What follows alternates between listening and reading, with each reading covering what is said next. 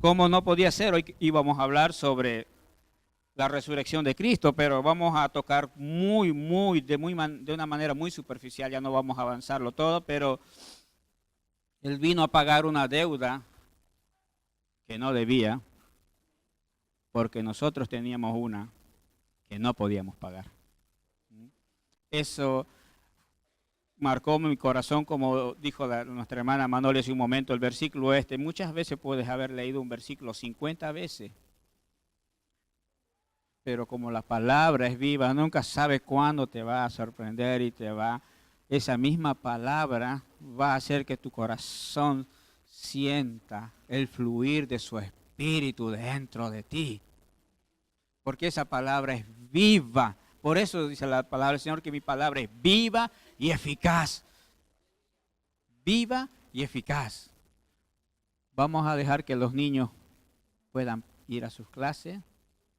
Me parece que no hemos olvidado de los niños.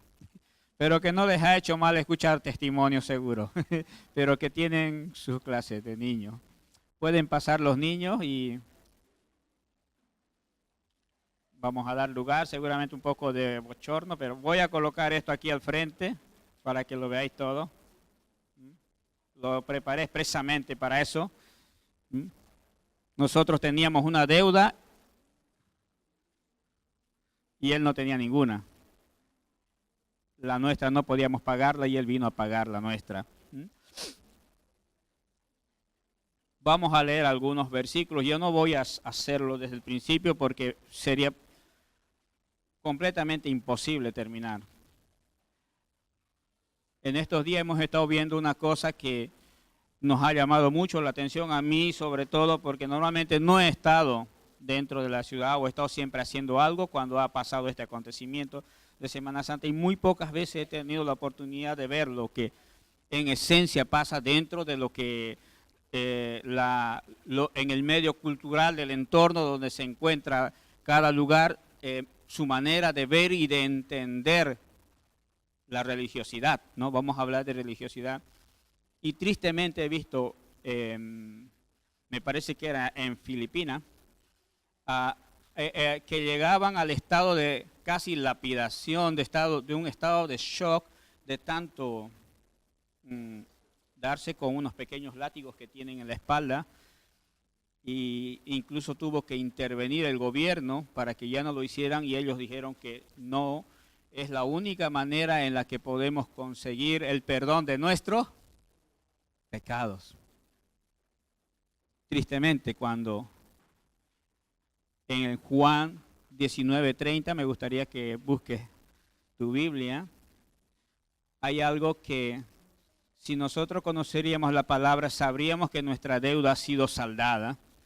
En el Evangelio de San Juan, capítulo 19, versículo 30, dice, cuando Jesús hubo tomado el vinagre, dijo, consumado es.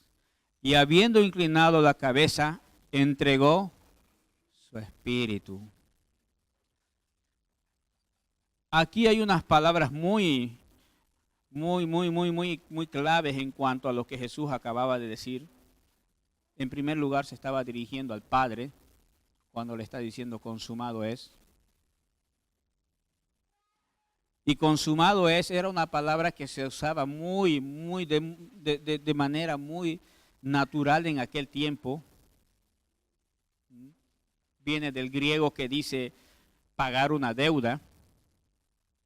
El esclavo normalmente cuando se dirigía a su amo le decía, el trabajo está acabado.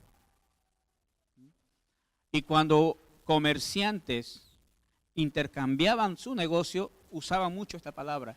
Por eso Jesús siempre usó palabras que muy conocidas para que todos entendieran. Nunca usó de lenguaje complicado.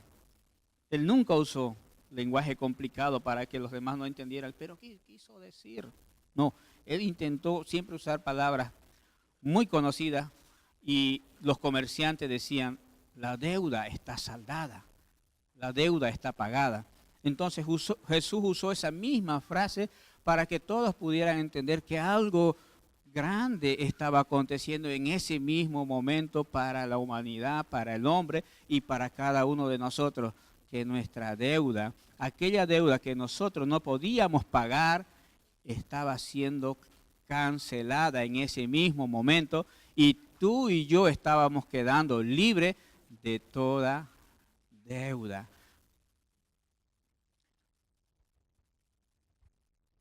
Es extraño, hermano, que te dicen que has quedado sin deuda y no celebras. Es extraño. Es extraño, pastor, que yo te diga que te he quitado tu deuda y no lo celebres. Es extraño, ¿no? Porque cuando mi deuda ha sido saldada, seguramente voy a celebrar. Había un problema en aquel tiempo en el pueblo de Dios, que muchos de ellos no creían que Cristo había resucitado. Así como lo digo, muchos de ellos, entre medios de ellos, en medio del pueblo de Dios, ya no estoy hablando fuera del pueblo de Dios, sino dentro del mismo pueblo de Dios, muchos negaban la eficacia de su resurrección, que Jesús había resucitado, porque en cuanto Jesús resucitó se corrió el rumor de que los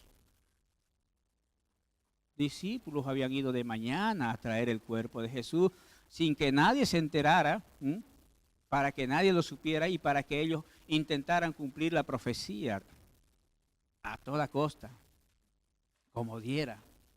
Y por eso Jesús intentó luego manifestarse físicamente a sus discípulos, luego a 120, luego quiso mostrarse a 500, porque aquel rumor había corrido y había cobrado fuerza, que incluso estaba haciendo daño dentro del mismo pueblo cristiano que estaba en sus inicios y estaba naciendo y estaba aflorando. Había nuevos que estaban llegando a conocer y a tener una experiencia de lo que Jesús realmente era, y había mucha duda en el corazón de ellos. Y para que entendamos un poquito más, vamos a leer, ¿vale? 1 Corintios, así vamos a entender el problema que tenía el pueblo en aquel tiempo. Y creo que no está muy lejos de lo que pasa muchas veces dentro del año 2018. El apóstol Pablo, conocedor de aquella situación que estaba pasando dentro del pueblo, en el capítulo 15, les va recordando a los nuevos cristianos de aquel entonces. En el versículo 3 dice: porque primeramente os he enseñado lo que asimismo recibí, que Cristo murió por nuestros pecados conforme a las Escrituras, y que fue sepultado y que resucitó al tercer día conforme a las Escrituras. Pablo estaba intentando reafirmar aquello en sus corazones, porque era muy duro lo que estaba pasando en aquel tiempo. Y que apareció a Cefas después y a 12, y está intentando explicar que Jesús se había manifestado a otros. Después apareció a más de 500 hermanos a la vez, de los cuales muchos viven aún y otros ya duermen. Que había pasado un tiempo, había transcurrido un tiempo, significa que habían pasado algunos años y que aún aquel tema estaba muy candente. ¿Alguna duda, hermano, en algún versículo? No. Después apareció a 500 hermanos a la vez, los cuales muchos viven y otros duermen. Después apareció a Jacobo y después a todos los apóstoles. Y al último de todos, como dije al inicio de la prédica, como un abortivo, me apareció a mí. Pablo fue el último que vio a Jesús, por eso quedó ciego. No pudo ver la presencia glorificada que ya tenía Jesús. Ya no estaba como estaba en la tierra, él ya había ascendido al Padre, pero él tenía que hacer algo especial en Pablo. Iba a ser un instrumento grande en sus manos. Y Pablo. No sé si habrá logrado ver la figura, pero esa luz que resplandeció, que era la misma presencia de Jesús, porque dice, soy Jesús a quien tú persigues. No hay ninguna duda que era Jesús, que se le apareció a Pablo, le dejó cegado, pero al mismo tiempo transformó su vida de una manera radical. Esa es la experiencia para mí de un auténtico encuentro con Jesús. Cuando alguien ha tenido el impacto de Cristo en su corazón, tiene un encuentro radical, porque si analizamos a Pablo, en cuanto cayó al suelo, postrado, tuvo sus primeros 3 días de ayuno y oración. Increíble. No sabía ni conocía, no tenía mayor información que la que él conocía de las prácticas de los judíos de aquel tiempo, conocedores, por supuesto, de todo lo que palabra que había hasta ahí.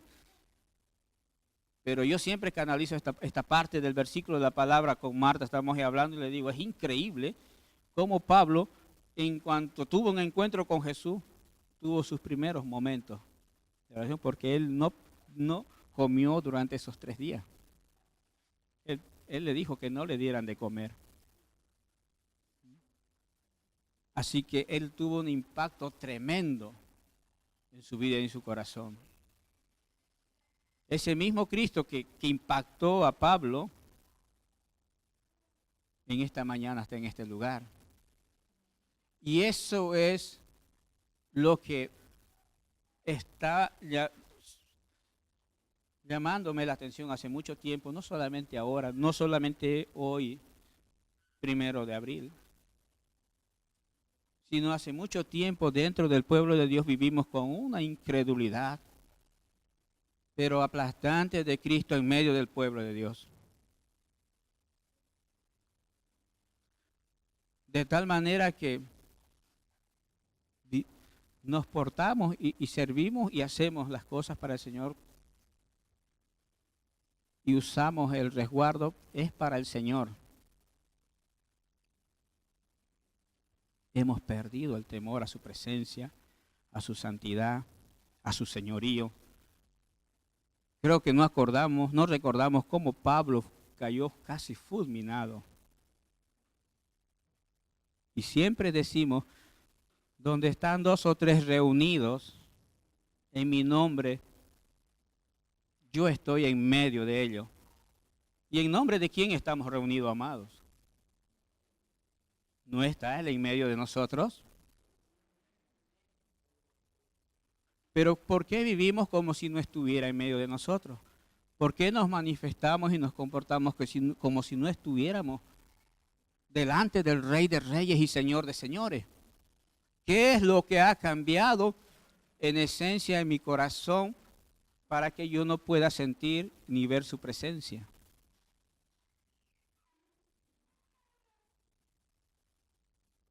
Yo creo que los cultos ya deben ser un poco más que simplemente reuniones, sino deben ser un momento donde yo debo reflexionar qué está pasando conmigo, que hace tiempo que no siento, Señor, tu presencia.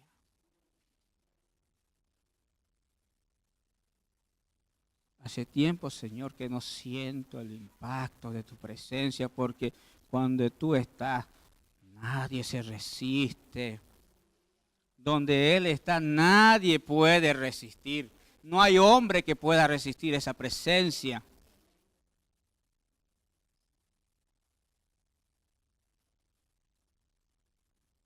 Pablo, por supuesto, con todo su orgullo,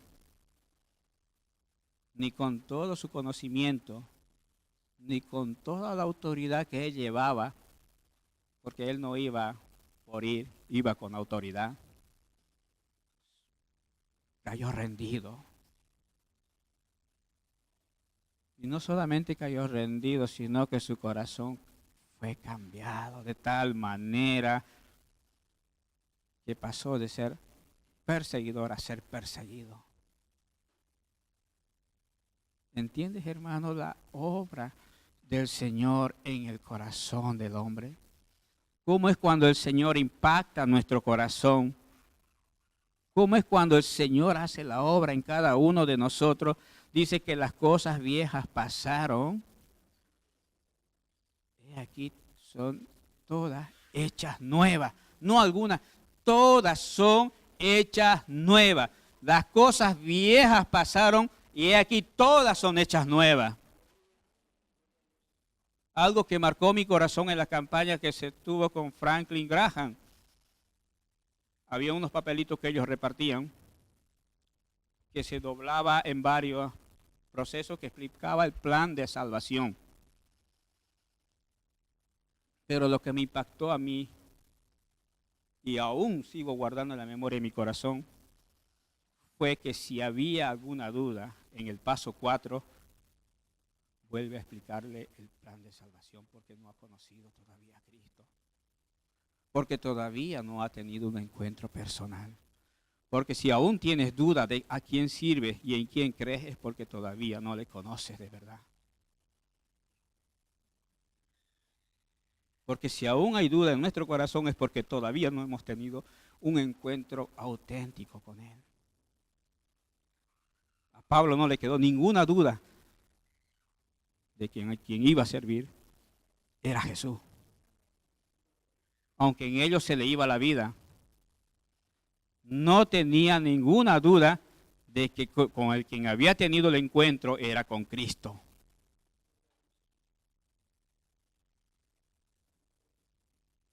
Necesitamos reflexionar. La iglesia está buscando hace mucho tiempo y está orando por ese proceso de que Dios nos vuelva a la mente y al corazón los principios de la palabra.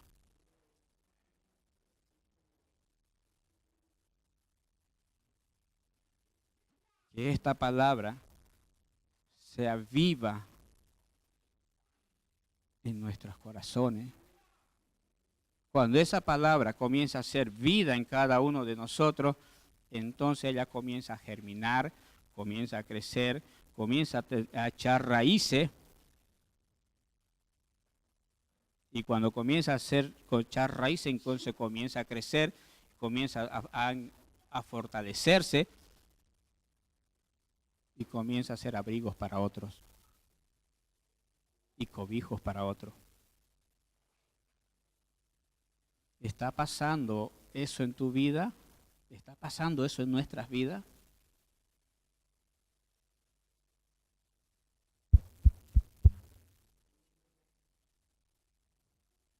Sé que muchas veces no nos va a gustar el mensaje que nos dan, pero no vengo a darte un mensaje que te guste, vengo a transmitir lo que Dios ha puesto en el corazón. Durante mucho tiempo fui guay. Sí, Samuel. Durante mucho tiempo. No vengo para ser guay. Vengo para ser portador de la palabra, nada más. Vengo para que esa palabra sea eficaz en tu vida y en la mía. No solamente para ti, sino para mí también. Para que ese Cristo glorificado no se quedó en la tumba, no se quedó en la cruz, sino que resucitó al tercer día. Ese Cristo glorificado sea vida en tu vida, en mi vida. Amén. Para que ese Cristo sea vida en mi vida. Recuerdo una canción de Quique Pavón, que muchas veces lo habíamos cantado, pero muchas veces cantamos. Hablaba con el alabanza hace unas semanas atrás, le digo, muchas veces cantamos, pero no somos conscientes de lo que cantamos. Y muchas veces estamos declarando promesas y estamos diciendo palabras, ¿no? Jesús, tú eres la esperanza de mi vida. Voy a coger esta alabanza. Y muchas veces vivimos sin esperanza. Somos cristianos. Jesús, tú eres el camino y la vida. Y muchas veces no tenemos ni rumbo ni dirección.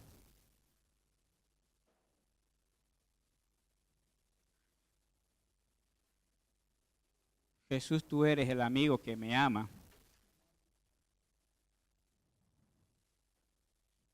¿Es así en tu vida, amado? ¿Es Jesús el amigo que te ama? Necesitamos hacer un alto en nuestra fe. Pablo estaba siendo muy directo con su pueblo. Con los jóvenes hemos estado analizando a Pablo y cuando está instruyendo a Timoteo en su tierna juventud, 17 años, intentando darle consejos de cómo debería vivir una vida recta, santa y digna delante del Señor, no delante de los hombres que también lo verán, pero delante del Señor, porque en a quien servimos y obedecemos es al Señor. Porque en a quien nos debemos es a Él. Me gustaría ser condescendiente con mi pastor, pero Él también es condescendiente con nuestro Señor. Él se debe también al Señor. Por supuesto que como autoridad me debo a Él y le debo respeto, pero mi mayor temor es a mi Señor. Muchas veces vivimos con temor del pastor y sin temor de Dios.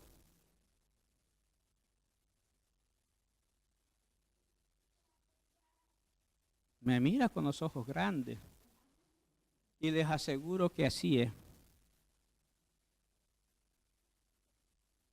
He conversado con... Yo no solamente tengo amigos aquí, y discúlpenme, conozco mucho más gente que los que hay aquí. Y muchas veces te encuentras con cristianos, estamos hablando del mundo cristiano, con que dicen, ay, no voy a ir así porque ¿qué dirá mi pastor? Yo no estoy diciendo que vayas de cualquier manera, pero ha cambiado el concepto. Tiene más miedo a su pastor que a Dios. Es triste.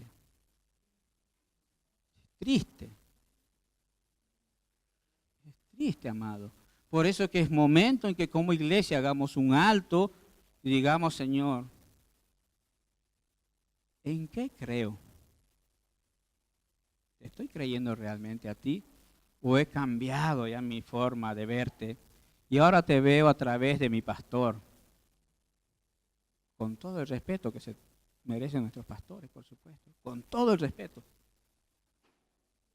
Ahora lo que él diga es ley.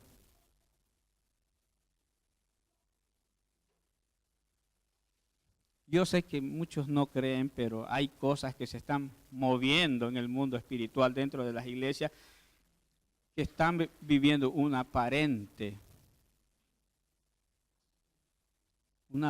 avivamiento, pero muchas veces cuando comienzas a indagar dentro, aquello causa mucho dolor y mucha pena. Por eso debemos volver a la palabra y a los inicios de la palabra. Debemos volver a Cristo. Dice, yo soy el camino, la verdad y la vida. Él es el camino. ¿Por qué seguimos otro camino? Él es la vida. ¿Por qué buscamos otro tipo de vida?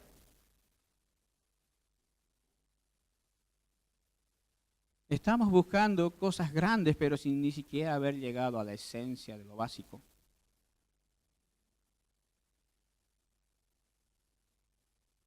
Es lindo que como iglesia anhelar que el Señor se manifieste en milagro, pero dice que Él no derrama vino nuevo en odre viejo.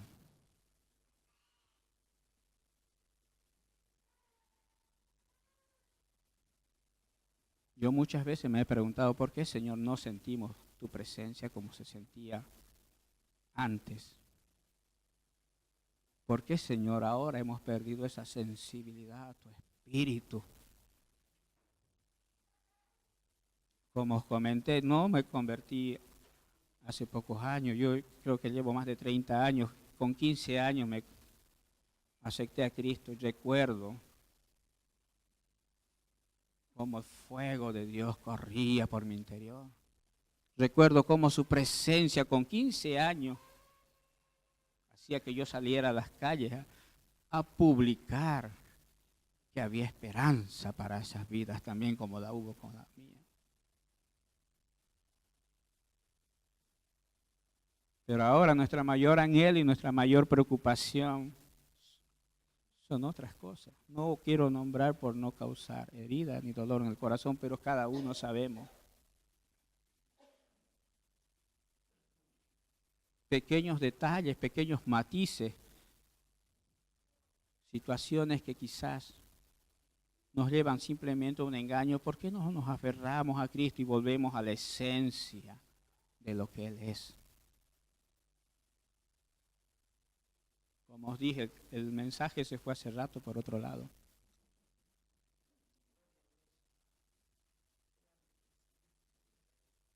Me gustaría ceñirme a lo que he escrito, pero no quiero cambiar la esencia de lo que Dios en esta mañana está tratando, no solamente con tu vida, amado, también con la mía. Porque yo soy también de este cuerpo, soy de esta iglesia. Muchas veces pensamos que el predicador está lanzando dardos, pero no, Él está tratando también con mi vida. Porque si lo ha cambiado es porque hay algo que necesita, pero con prioridad cambiar en tu vida y en la mía. Con prioridad uno. No quiero entrar en detalles porque siento en mi corazón que Dios me está enviando a unos detalles más minuciosos, pero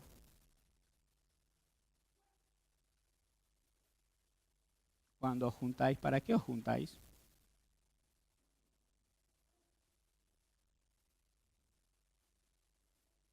Pastor. Cuando os juntáis, ¿para qué os juntáis?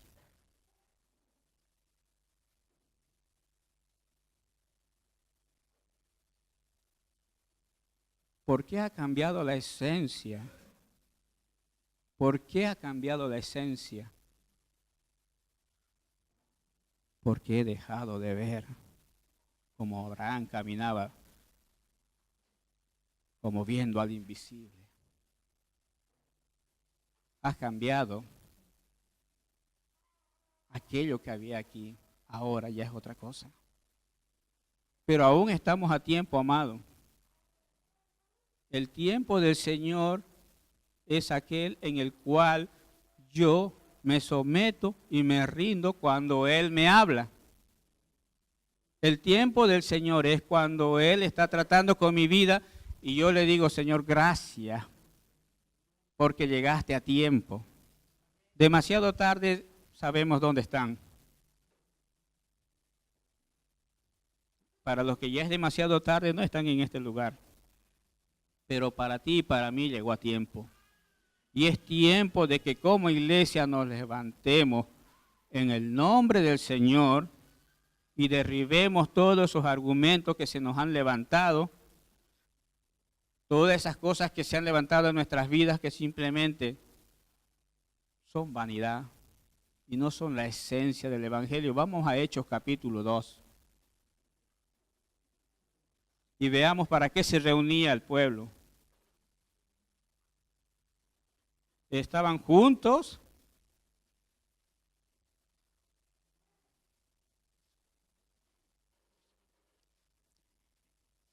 ¿Qué hacían juntos?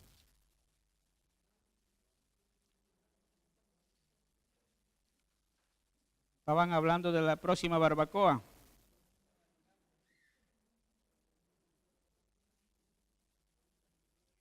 Que no está mal. Por supuesto, yo soy el primero que fui ahí. Cuando llegó el día de Pentecostés, porque eso es lo que estamos buscando como iglesia. Amén. Tenemos respuesta en la palabra. Pues solamente no la queremos analizar. Tenemos que cuando llegó el día de Pentecostés, estaban todos unánimes y juntos. Entre la unidad y estar juntos hay mucho por recorrer y caminar. Como uno solo, dice la palabra. Si quieres que traduzca más literalmente la palabra, como uno solo, todos a una. todos a una, todos a una. No había división entre ellos. Cuando llegó el día de Pentecostés, estaban todos unánimes y juntos. Y de repente, ¿qué vino?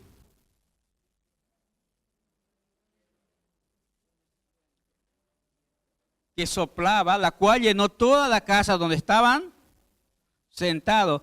Y se le aparecieron lenguas repartidas como de fuego y asentándose sobre cada uno de ellos. Y fueron todos llenos del Espíritu Santo. Aleluya. Porque vio la unidad del pueblo. Pero quiero contarte otra cosa que aquí no describe. Que antes estaban 500. ¿Sí? Porque fueron 500 los que vieron ascender a Jesús. Y esos 500 querían esperar la promesa también. En un inicio eran 500. Solo quedaron 120. Muchos desanimaron. Igual se fue para no volver. Nos ha dejado. Simple nos dijo una frase célebre y bonita. Que quedaba bonito para ese momento, pero no. Y más yo me voy a quedar junto, unánime, compartiendo todo y orando.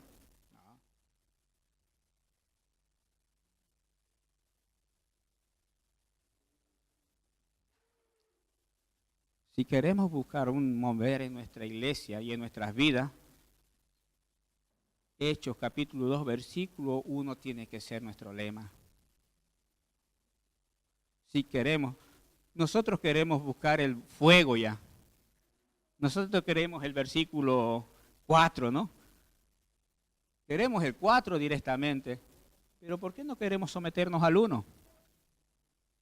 ¿Tiene alguna respuesta, pastor, para ello? ¿Sabe por qué cuesta? Cuesta estar unánimes y juntos, con un mismo sentir, con una misma visión, hacia la misma dirección, y todos, y más siendo de diferentes naciones.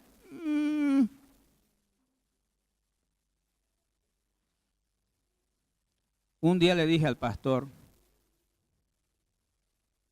y lo voy a decir ahora públicamente, yo no estoy en contra de que tú seas boliviano, que seas peruano, pero mientras sigas ligando tu cristianismo a través de tu bandera, nada va a acontecer. Porque él dice que el linaje santo escogido, nación santa, hizo un nuevo pueblo para sí.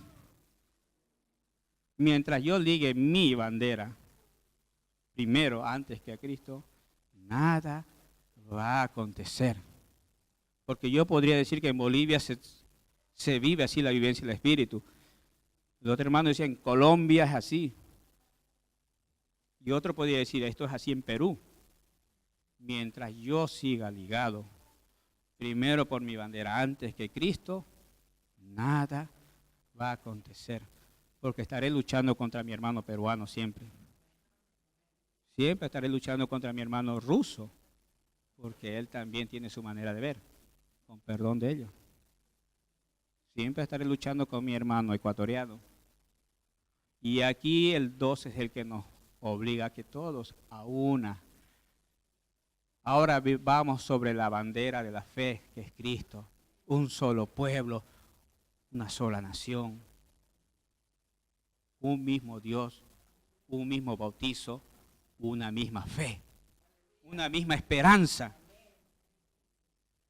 Cuando rompamos esos moldes, entonces va a haber fluir de tu espíritu.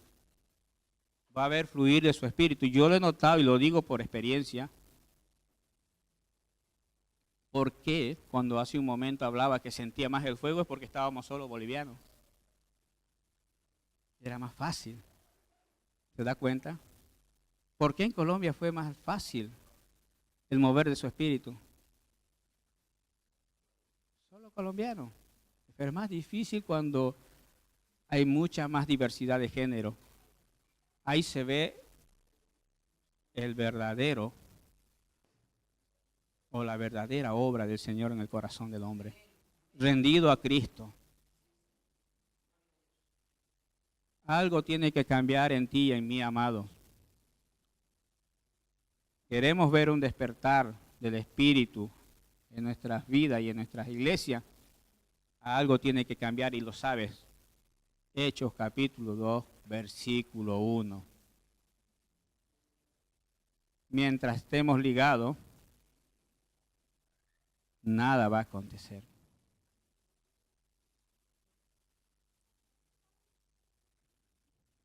Voy a pedir que la alabanza pase, por favor. Vamos a cantar una alabanza y vamos a terminar con esto. No pretendo en esta mañana cansaros, pero sí que vayáis en vuestra mente y en vuestro corazón reflexionando. Durante tantos años hemos vivido engañados. No, luego recogeremos. La ofrenda también recogeremos, no se preocupen. Sí, sí. Pero vamos a cantar primero. Vamos a cantar. Pero mientras cantamos, quiero que reflexionen. Quiero que piensen en lo más profundo de tu corazón, Señor. Rompe, Señor, ese molde que se resiste a ti, Señor. Rompe, Señor, aquello que aún todavía no quiere rendirse a ti, Señor. Que en esta mañana se rinda a ti. Porque en verdad quiero que esta iglesia funcione como iglesia, como unidad. Porque en verdad quiero que este pueblo se levante como pueblo en unidad. Porque en verdad anhelo que los ministerios se muevan como ministerios en unidad. Si ese es tu anhelo, amado, te invito a que te pongas de pie juntos, vamos a cantar y decirle al Señor, cámbiame, Señor, cambia mi vida, cámbiame, Señor, no soy perfecto, pero tú puedes hacer en mi vida una obra como la hiciste en Pablo. Puedes cambiar la esencia de mi ser y puedes cambiar mi corazón, puedes cambiar mi vida.